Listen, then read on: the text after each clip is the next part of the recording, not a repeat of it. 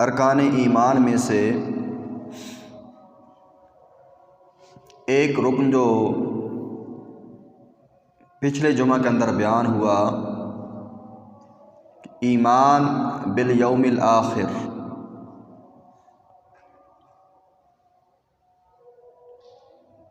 کہ ہمارا ایمان آخرت کے دن پر بھی ہے۔ یہ بھی وہ رکن ہے، اگر آخرت والے جتنے بھی معاملات ہیں ان میں سے کسی ایک کام پر بھی ہمارا شک ہے تو ہمارا ایمان مکمل نہیں ہے۔ 6 چیزوں پر ایمان کا ہونا، ان پر شک کا نہ ہونا، یہ ایمان ہے۔ اللہ پر ایمان، اس کے رسولوں پر ایمان، اللہ کے فرشتوں پر ایمان، اللہ کی کتابوں پر ایمان، آخرت کے دن پر یعنی قیامت پر ایمان، تقدیر پر ایمان، تقدیر چاہے اچھی ہو یا بری۔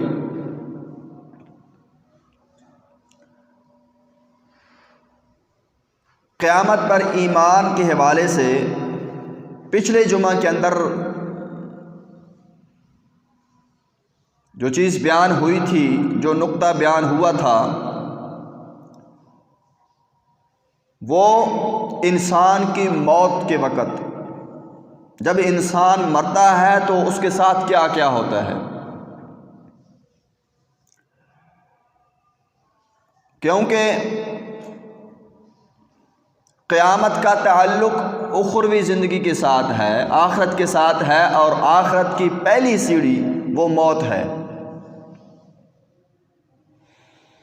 انسان کے مرنے سے لے کر انسان کے قبر تک جانے تک، قبر کے اندر جانے تک، اس کے ساتھ آنے والے کام وہ ہم نے پچھلے خطبہ کے اندر تفصیل کے ساتھ ان کو ذکر کیا تھا۔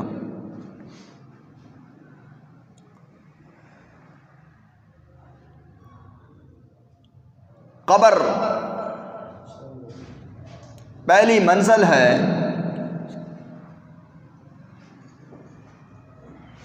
قبر ہر شخص کو نصیب ہونی ہے۔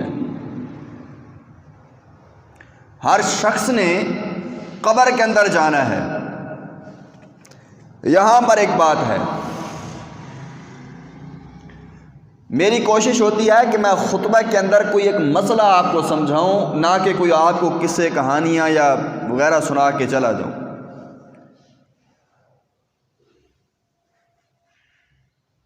قبر میں جانا ہر شخص نے ہے۔ اس پر ہمارے ذہن کے اندر ایک سوال پیدا ہوتا ہے، کچھ تو ایسے ہیں جن کو قبر نصیب ہوتی ہے، ہم اپنے ہاتھوں سے دفنا دیتے ہیں۔ کئی ایسے لوگ بھی ہیں جو دریاؤں کے حوالے ہو جاتے ہیں، یا کہیں جنگلوں پہاڑوں کے اندر جہاں پر کوئی نہیں جاتا، یا درندوں کے حوالے ہو جاتے ہیں۔ تو قبر ہے کیا؟ سب سے پہلے ہمیں اس بات کو سمجھنا چاہیے، رسول اکرم صلی اللہ علیہ وسلم کی حدیث ہے کہ جو جہاں پہ فوت ہوتا ہے نا، جہاں مرتا ہے، وہ اس کی قبر ہے۔ جس جگہ وہ فوت ہوا اور جس حالت میں فوت ہوا، وہ اسی حالت میں کھڑا کیا جائے گا اور وہی اس کی قبر ہے۔ جو اپنے مردوں کو جلا دیتے ہیں، ان کا جلا دینا یہ ان کی قبر ہے۔ اب جو جل کر راکھ ہو گئے کیا وہ قبر کے عذاب سے بچ گئے؟ نہیں، چاہے وہ جل کر راکھ ہو گئے یا ساری زندگی قیامت تک کے لیے باہر پڑے رہے، قبر کا عذاب اسے بھی ملنا ہے اگر وہ عذاب کے مستحق ہیں۔ فرعون ہے، اللہ رب العزت قرآن کے اندر فرماتے ہیں النار یعرضون علیہا، آگ اس کے اوپر پیش کی جاتی ہے غدوا و عشیہ، صبح اور شام۔ جو آگ پچھلے خطبہ کے اندر ذکر ہوا تھا کہ جو شخص نیک ہوا اس کی قبر کو جنت کا باغیچہ بنا دیا جائے گا، اور جو شخص گنہگار ہوا تو اس کی قبر کو جہنم کی گھاٹی بنا دیا جائے گا۔ جس کی قبر کو جہنم کی گھاٹی بنا دی گیا، اب اس کے اوپر آگ تو پیش ہونی ہے نا، تو کیا وہ فرعون جو قبر میں ہے ہی نہیں، میوزیم ہال کے اندر پڑا ہوا ہے، وہ عذاب قبر سے محفوظ نہیں ہے؟ اور وہ مسلمان جن کو قبر نصیب نہیں ہوئی، دریاؤں کے حوالے ہو گئے، اگر وہ شہید ہیں، کئی ایسے شہداء بھی ہیں جو پہاڑوں میں شہید ہو جاتے ہیں اور ان کی لاش ہے وہ نہیں ملتی،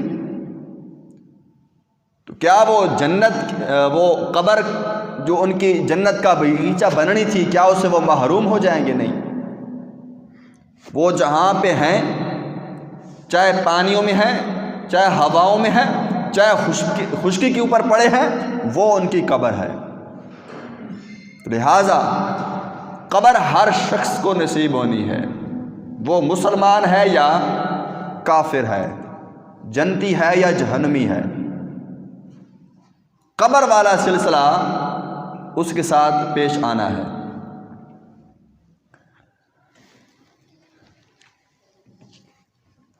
یہ تھی پہلی منزل ہماری قبر۔ اب اس کے اندر ہم اپنے مردوں کو دفناتے ہیں،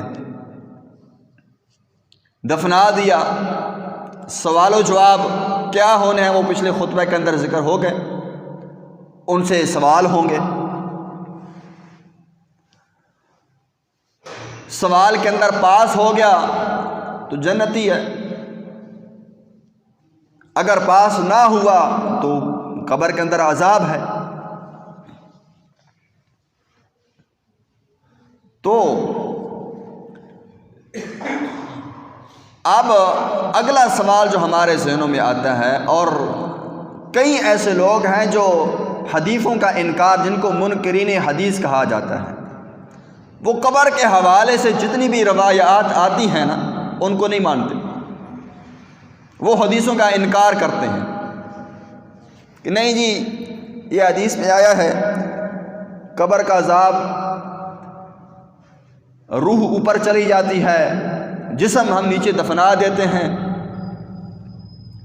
تو عذاب کس کو ہوگا؟ روح تو اوپر چلی گئی۔ برزخی زندگی میں، برزخی زندگی ہے کیا؟ تمام محدثین، مفسرین جنہوں نے برزخی زندگی کی تعریف کی ہے، وہ کہتے ہیں انسان کے مرنے سے لے کر، انسان کی جب روح نکلتی ہے، جب وہ مر جاتا ہے، اس وقت سے لے کر جب قیامت کے دن سور پھونکنے کے بعد مردوں کو اٹھایا جائے گا، اتنے تک کی جو درمیانی زندگی ہے وہ برزخی زندگی ہے۔ انسان مر گیا، اس کی برزخی زندگی شروع ہو گئی اسی دن سے جس دن سے اس کی روح قبض ہوئی، وہ قبر میں چلا گیا، وہ قبر والی زندگی اس کی برزخی زندگی ہے۔ قبر میں اچھا ہے برا ہے، برزخی زندگی ہے۔ جب قیامت والے دن دوبارہ کھڑا کیا جائے گا، قیامت کا دن شروع ہو جائے گا، پھر برزخی زندگی ختم ہوگی، وہاں برزخی زندگی کا اینڈ ہے۔ تو برزخی زندگی مومن کو بھی نصیب ہونی ہے اور کافر اور مشرک کو بھی نصیب ہونی ہے۔ برزخی زندگی کے مراحل سے دونوں نے گزرنا ہے۔ پھر منکرین حدیث وہ لوگوں کے اندر شبہ ڈالتے ہیں، کئی شبہات ہیں۔ ایک تو یہ کہ جسم قبر کے اندر ہے اور روح اس کی نکل گئی ہے۔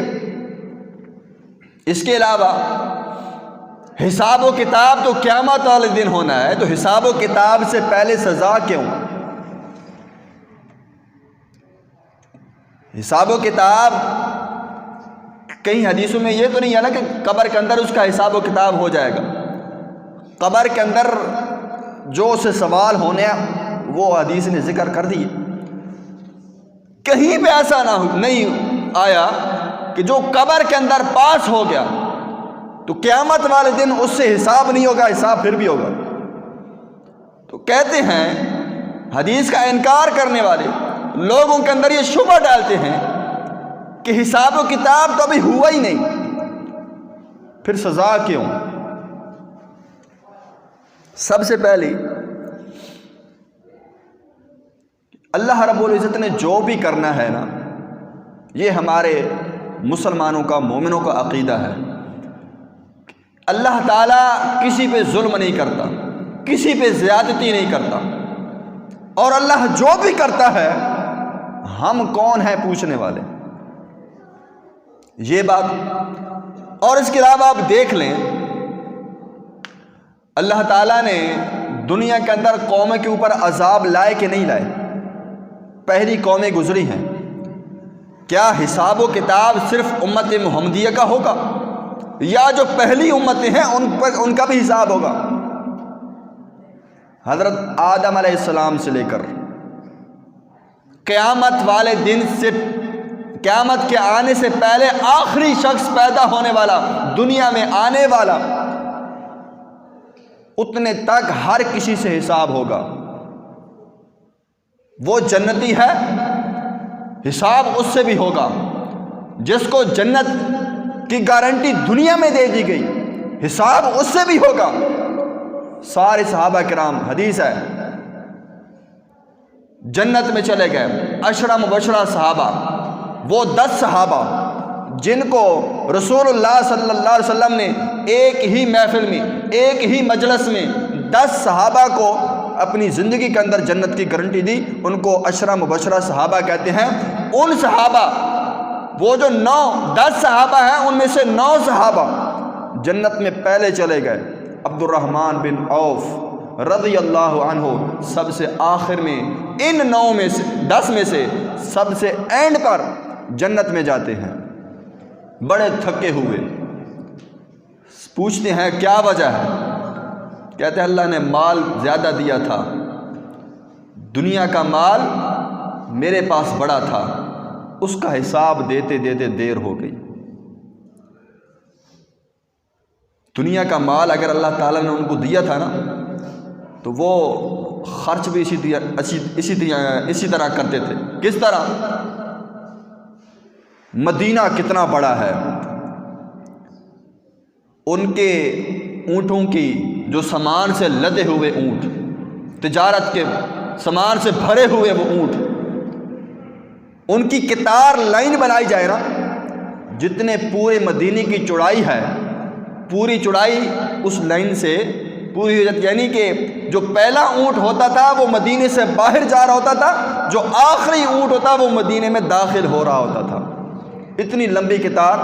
اور وہ کیا کہتے جب رسول اللہ صلی اللہ علیہ وسلم کی حدیث سنتے کہ کون ہے وہ شخص جو دنیا کا مال دے کر جنت حاصل کرنا چاہے؟ عبد الرحمن بن عوف رضی اللہ تعالیٰ عنہ اعلان کرتے تھے، یہ میرے اونٹ کا قافلہ کھڑا ہے مدینے میں، جو مرضی آئے، جتنا مرضی آئے، اللہ کے لیے، اللہ کی راہ میں سارے خرچ کرتا ہوں، اللہ کی بارگاہ کے اندر خرچ کرتا ہوں، جو مرضی آئے وہ لے جائے۔ سارا خرچ کرتے تھے، اور ان کی زندگی کا اصول ہوتا تھا، اور انہوں نے اصول بنائے ہوئے تھے کہ میں 3 دن سے زیادہ اپنے پاس مال نہیں رکھتا تھا۔ عبد الرحمن بن عوف 3 دن سے زیادہ اپنے پاس مال نہیں رکھتے تھے، فروخت کر دیا یا اللہ کی راہ میں فی سبیل اللہ دے دیا، 3 دن سے زیادہ وہ اپنے پاس نہیں رکھا کرتے تھے۔ حساب کتاب ان کا بھی لیا جائے گا۔ تو شبہ کہ حساب و کتاب ہوا نہیں اور سزا پہلے کیوں؟ تو دنیا میں ابھی ہم مرے نہیں، کیا ہمارے اوپر مصیبتیں نہیں آتی؟ کیا دنیا میں رہنے والے پہلی امتیں کیا ان کو عذاب نہیں آئے، ان کو سزائیں نہیں ملی؟ جو اللہ دنیا میں مرنے سے پہلے سزا دے سکتا ہے تو مرنے کے بعد کیوں نہیں؟ اور اس میں کئی نکات ہیں۔ جو مصیبت، حدیث آپ نے سنی ہے نا کہ جو مصیبت، جو تکلیف کسی مومن کو پہنچتی ہے نا، وہ اصل میں وہ تکلیف اس کی نجات کا ذریعہ ہوتا ہے۔ اس تکلیف کی وجہ سے مومن کو نیکیاں ملتی ہیں۔ تو ہو سکتا ہے جو مسلمان گنہگار ہوں، اس کے گناہ زیادہ ہوں، قبر کے اندر برزخی زندگی بڑی ہے، ہو سکتا ہے، یہ میں اپنی طرف سے بات نہیں کر رہا، محدثین مفسرین جو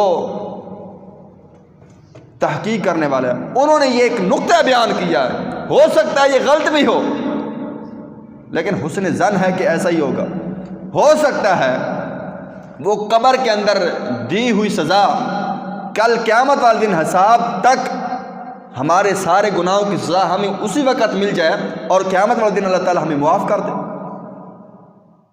کیونکہ ہر جو مسلمان ہے، جو کلمہ پڑھنے والا ہے، آخر جنت میں تو جائے گا۔ ہو سکتا ہے جو گناہوں کی سزا اللہ تعالیٰ قبر کے اندر اس کی پوری کر دے اور باقی اس کی نیکیاں اس کے حساب سے اللہ تعالیٰ اپنی رحمت کے حساب سے اسے جنت میں داخل کر دے۔ بہرحال نہ بھی کرے تو اللہ تعالیٰ جب دنیا کے اندر ہی سزا دے سکتا ہے، عذاب لا سکتا ہے، تو مرنے کے بعد بھی سزا دینے پر، جزا دینے پر اللہ تعالیٰ قادر ہے۔ ہم صرف سزا دیکھتے ہیں کہ حساب کتاب ہوا نہیں اور قبر میں عذاب کیوں؟ تو یہ کیوں نہیں کہتے کہ حساب ہوا نہیں اور قبر کو جنت کا باغیچہ کیوں بنا دیا گیا؟ ایک پہلو دیکھتے ہیں، جو ہمارے خلاف ہوگا، جو ہمیں ناپسند ہوگا، ہم صرف اسی کو دیکھیں گے کہ یہ میرے خلاف ہو رہی ہے، میری سمجھ، میری عقل کے یہ خلاف ہے کہ قبر کے اندر عذاب کیوں دیا جا رہا ہے جبکہ حساب و کتاب نہیں ہوا۔ تو یہ کیوں نہیں سوچتے کہ قبر کے اندر یہ جنت کی ایک کھڑکی کیوں کھول دی گئی، ابھی حساب تو ہوا نہیں ہے؟ تو یہ حدیثوں سے بھاگنا اور قبر کے عذاب سے بھاگنے والی یہ ساری چیزیں ہیں جو ہمیں مسلمانوں کے ذہنوں کو خراب کرنے والی ہیں۔ حالانکہ احادیث بھری پڑی ہیں، ٹائم ختم ہے، وگرنہ آپ نے بڑی مشہور حدیث آپ نے سنی ہوگی، رسول صلی اللہ علیہ وسلم قبرستان سے گزرے، سواری گھوڑا وہ بھدکنے لگا اور رسول صلی اللہ علیہ وسلم کھڑے ہو گئے اور صحابہ کرام کو فرمایا کہ ان 2 قبر والوں کو عذاب ہو رہا ہے، عذاب کی وجہ بھی بتلائی۔ ایک ان میں سے چغل خور تھا جو چغلیاں کرتا تھا، غیبتیں کیا کرتا تھا، اور ایک ان میں سے وہ تھا جو پیشاب کی چھینٹوں سے اپنے آپ کو نہیں بچاتا تھا، نہیں خیال کرتا تھا کہ میرے پیشاب کی چھینٹیں لگ گئے تو اس کو صاف کر دوں۔ بیماری کسی کو ہو سکتی ہے کہ یہ تو نہیں ہے کہ جو شخص بیمار ہے تو بس وہ پکڑا ہوا ہے، قطرے لگ گئے، چھینٹیں شلوار پہ، کپڑوں پہ لگ گئے، اس کو صاف کرنا، فوراً اس کا ازالہ کرنا، یہ مسلمانوں کا کام ہے، لیکن اس کا خیال نہیں رکھتے تھے۔ اور اس کا خیال رکھنے والا کون ہوگا؟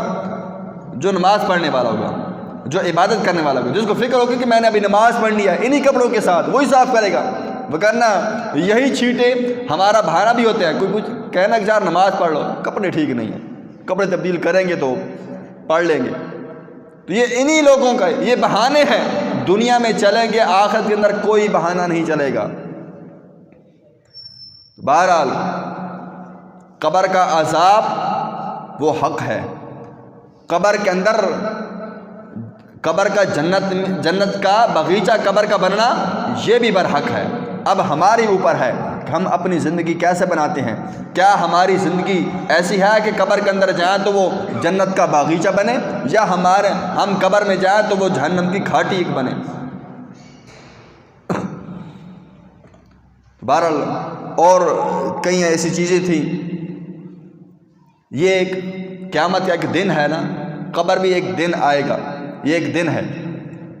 جو مومن ہوتا ہے نا، جو اللہ کا قرب حاصل کرنے والا تھا، وہ اس دن سے ڈرتا ہے۔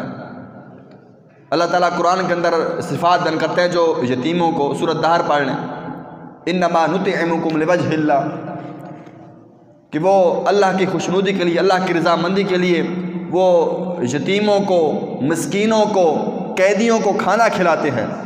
وہ کہتے ہیں کہ ہمیں بدلے کی ضرورت نہیں ہے، انا نخاف، ہم ڈرتے ہیں، یومن عبوسن قمطریرا، ایک دن ہے، وہ دن کیا ہے؟ وہ قیامت کا دن ہے۔ انا نخاف یومن عبوسن قمطریرا، وہ جو بڑا سخت، بڑا لمبا ترین دن ہے نا، ہم اس سے ڈرنے کے لیے یتیموں کو بھی کھانا کھلاتے ہیں، مسکینوں کو بھی کھانا کھلاتے ہیں، قیدیوں کو بھی کھانا کھلاتے ہیں۔ اور ایک اور جگہ پہ فرمایا رجال لا تلہیہم تجارت ولا بیع عن ذکر اللہ، ایسے بھی لوگ ہیں جن کو ان کی تجارت، ان کی خرید و فروخت، ان کا کیا کہتے ہیں، ان کا کاروبار، وہ ان کو مشغول نہیں کرتا، کس سے؟ اقام الصلاۃ، نماز پڑھنے سے، ایتاء الزکاۃ، زکوٰۃ ادا کرنے سے، یعنی کہ وہ رکاوٹ نہیں بنتا، ان کی تجارت وہ رکاوٹ نہیں بنتی، کس چیز سے؟ کہ وہ کاروبار کر رہے ہوں تو نماز کو چھوڑ رہے ہوں، وہ کاروبار کر رہے ہوں تو زکوٰۃ ادا نہ کر رہے ہوں، وہ کاروبار کر رہے ہوں تو روزے نہیں رکھ رہے، نمازیں نہیں پڑھ رہے، ان کی تجارت وہ رکاوٹ نہیں بنتی۔ کیوں؟ یخافون تتقلب، وہ ڈرتے ہیں کس چیز سے؟ تتقلب فیہ القلوب والابصار، جس دن دل ہماری آنکھیں وہ الٹ پلٹ کر دی جائیں گی۔ وہ کون سا دن ہوگا؟ وہ قیامت کا دن ہوگا۔ یعنی قیامت کے دن کو سامنے رکھ کر وہ اپنی تجارتیں کرتے ہیں، وہ اپنی نمازیں پڑھتے ہیں، وہ زکوٰۃ ادا کرتے ہیں، وہ غریبوں، مسکینوں، یتیموں، قیدیوں کو کھانا کھلاتے ہیں۔ ڈر ان کو صرف ایک دن کا ہوتا ہے، وہ قیامت کا دن ہے۔ اور یہی ہے ہمارا عقیدہ کہ ہمارا آخرت کے دن پر ہمارا ایمان ہے، اور یہ آخرت کے دن پر ایمان یہ رکن ایمان ہے۔ اگر ہمارا اس پر ایمان نہیں ہے تو ہمارا ایک رکن پر ایمان نہیں ہے، اور جس کا ایک رکن پر بھی ایمان نہیں ہے وہ دائرہ اسلام سے، ایمان سے خالی ہے۔ اللہ سے دعا ہے صحیح معنوں میں اس پر عمل کی توفیق عطا فرمائے، رسول اللہ صلی اللہ علیہ وسلم کی بتلائی ہوئی طریقے کے مطابق اپنی زندگیاں بسر کرنے کی توفیق عطا فرمائے۔ وما علیہ الا